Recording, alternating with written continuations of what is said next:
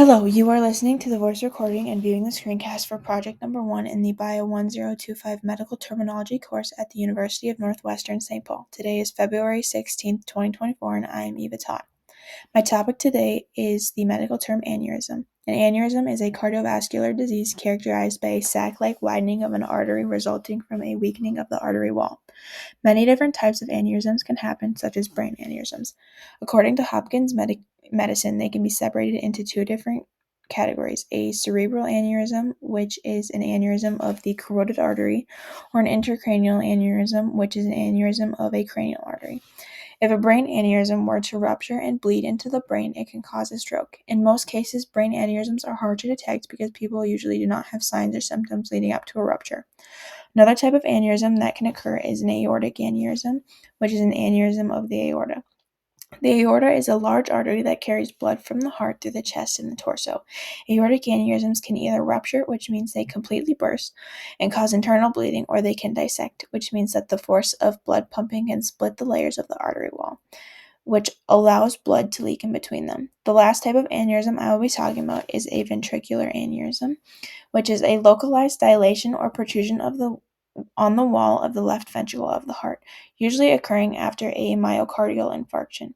In an article by Baptist Health, they state that the main concern for a patient with a left ventricle aneurysm is the possible reduction of the flow of oxygen-rich blood to the body, causing heart failure and death. As I stated in the beginning, an aneurysm is a type of cardiovascular disease. And to break this down, cardio means heart, vascular means a small vessel, R means pertaining to, and disease means a disorder of structure or function. And altogether, it means that it is a disease of the heart or blood vessels. Cardiovascular disease is a disorder, which means a physical condition in which there is a disturbance of normal functioning. Some other types of cardiovascular diseases are cardiomyopathy, which is a disease of the heart, circulatory failure, which is the failure of the cardiovascular system to supply adequate amounts of blood to body tissues, hypotension, which is abnormally low blood pressure, and hypertension, which is a common disorder of abnormally high blood pressure. I want to talk about a few of the different hypertensions before I go. One is secondary hypertension, which can happen because of a different medical condition. There is essential hypertension, which is persistent and pathological with no specific causes that can be found.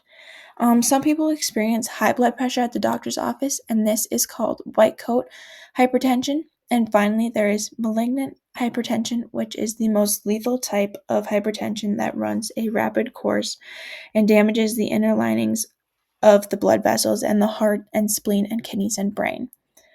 Thank you for listening to today's voice recording and screencast on the medical term aneurysm. I hope you enjoyed learning about many different types and some causes. I'm going to leave off by saying the greatest medicine of all is teaching people how not to need it.